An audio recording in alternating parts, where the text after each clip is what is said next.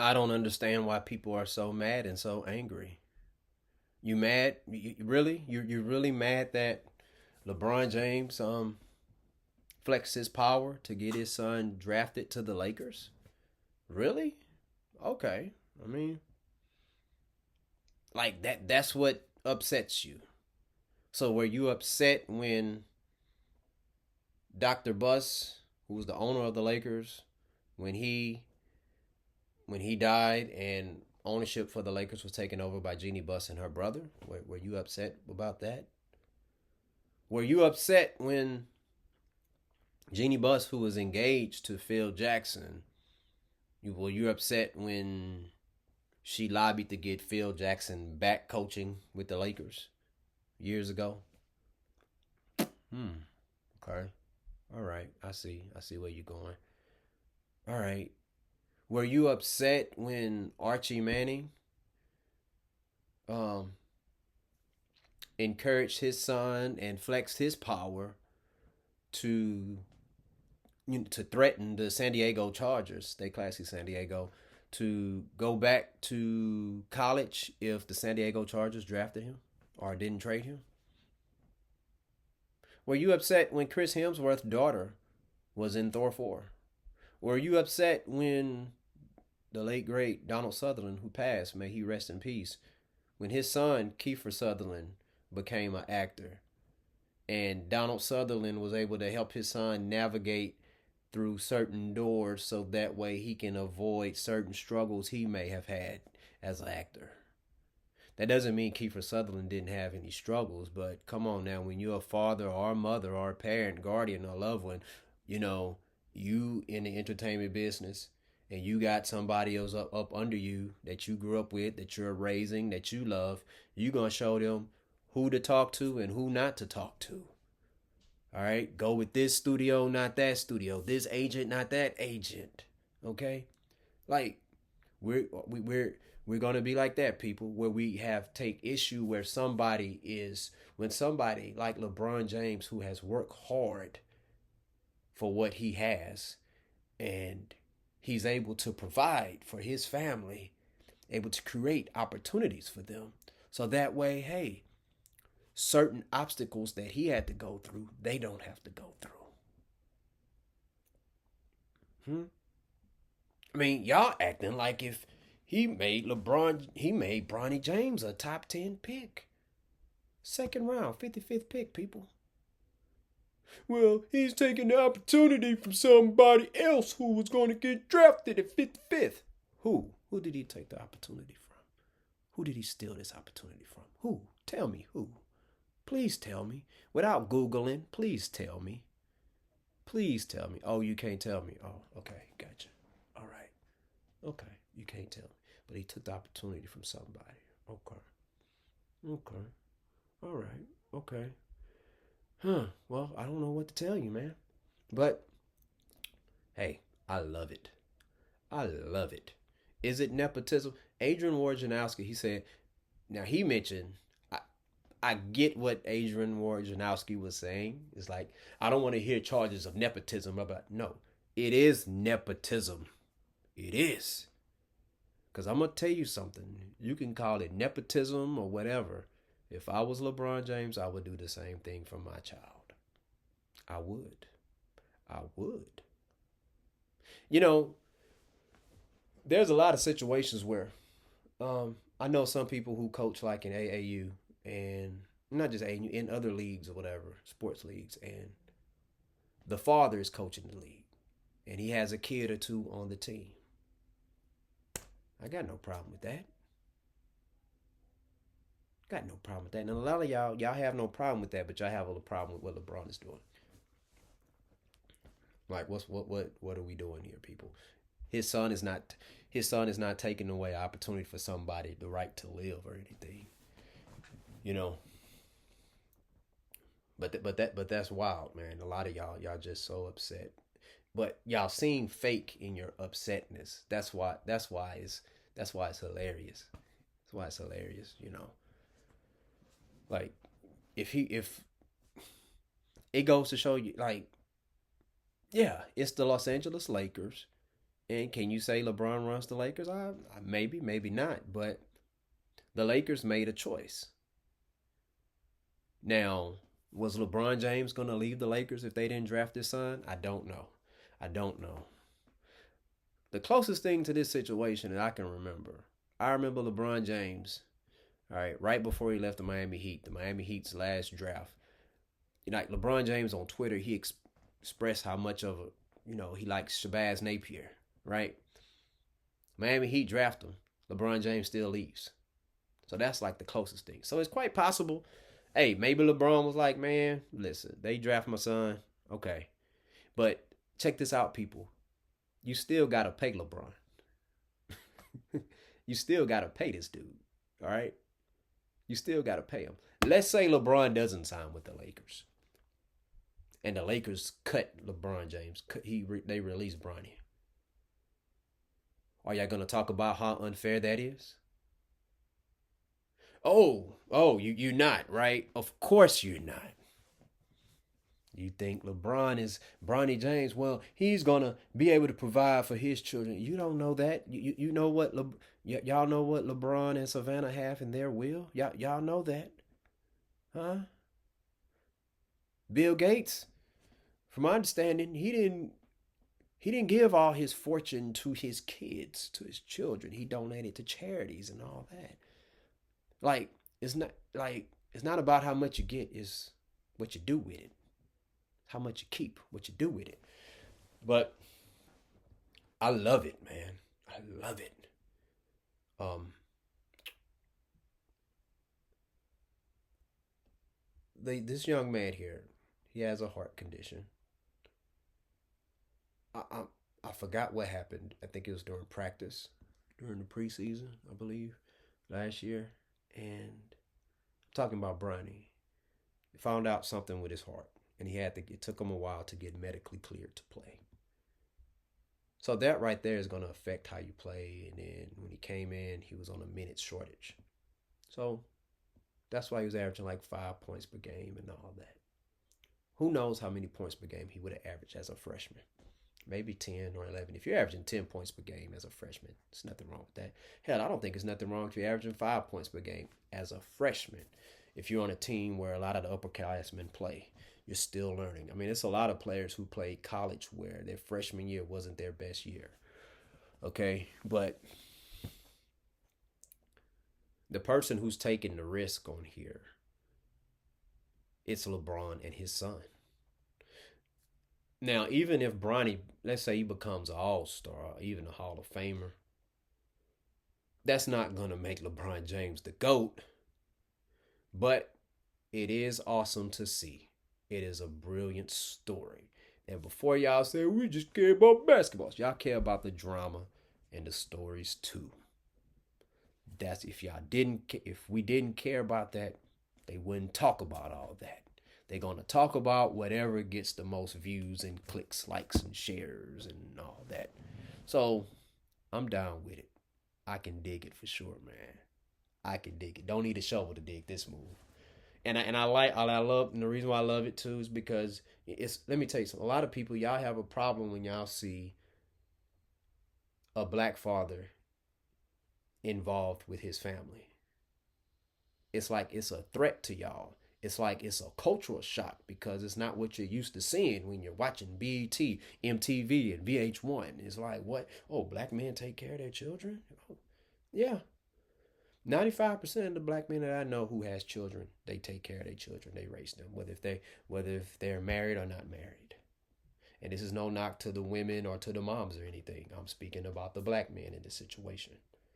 And when you think about it, a lot of times, even in men in general, they assume that the man, a lot of times, no matter what color you are, you're not doing anything. You're not taking care of children. That's why, when, as a father, when you go out to the grocery store, it's just you and the kids or at the park, people just, oh, wow, look what you're doing. Look what you're doing. Oh, well, and it's like, we don't ask for that stuff. And you got some wives, some mothers, they get jealous of that because they like, well, we do this and we don't get praise for it. I'm going to tell you something.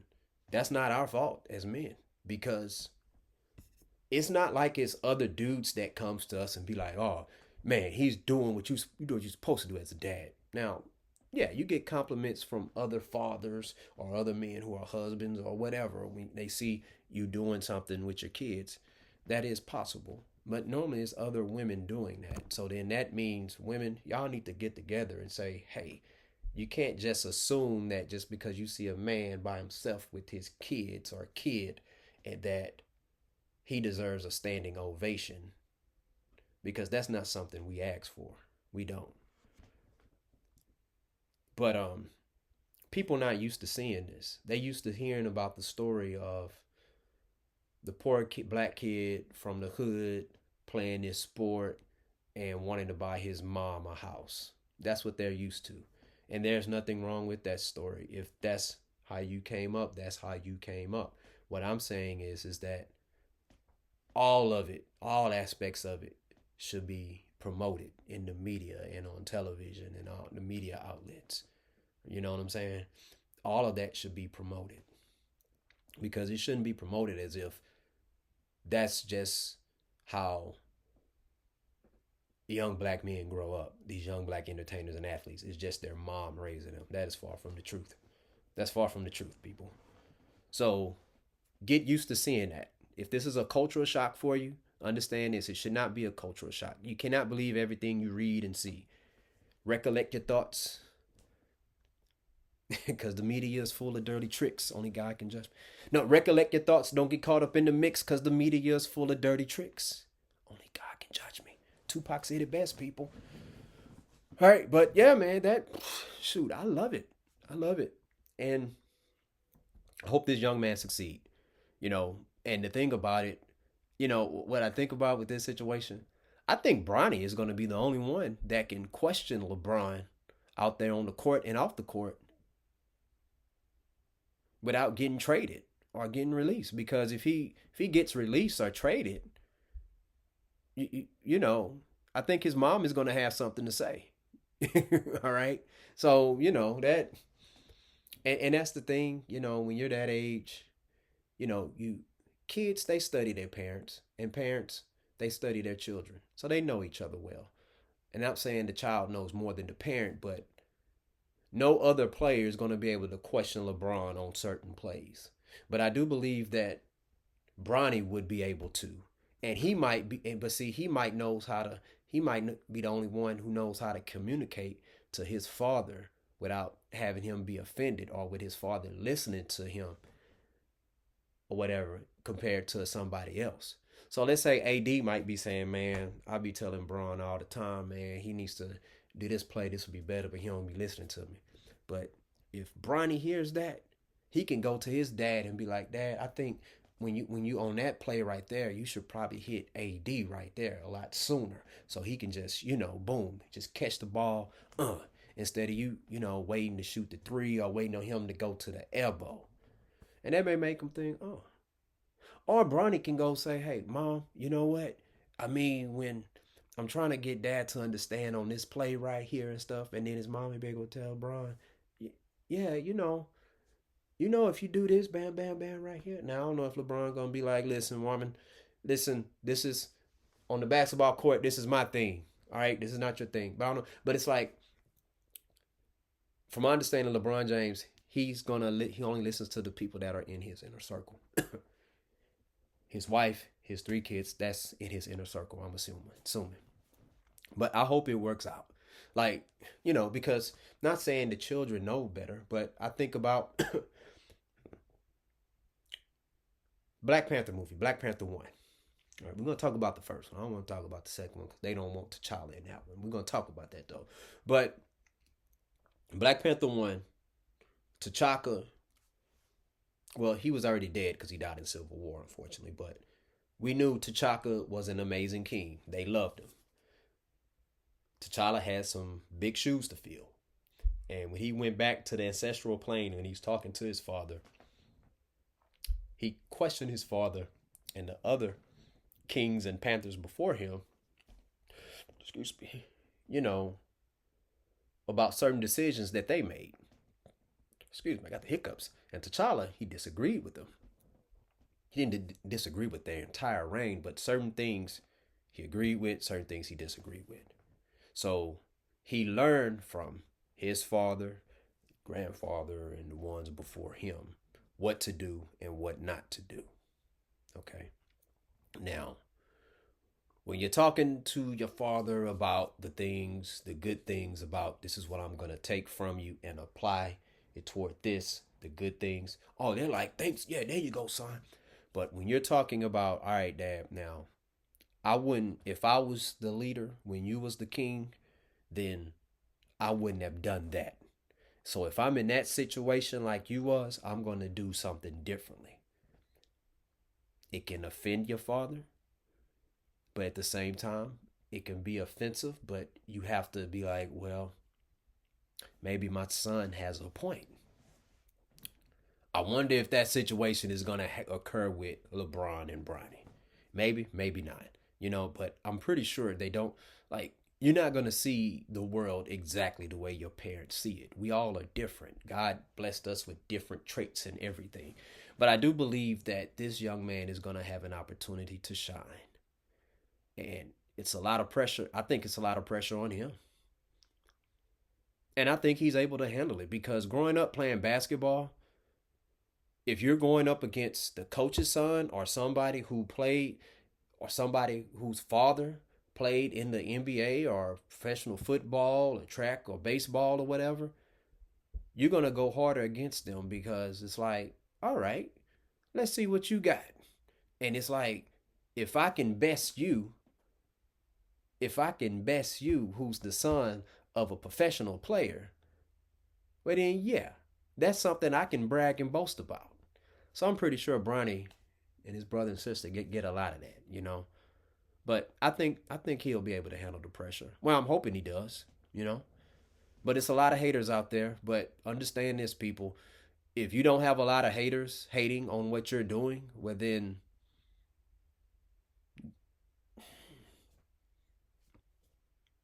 are you achieving anything great? Because when you're on the verge of greatness, sometimes even right before you achieve it, they are hating. Trust me, they are. They are. So I hope this works out.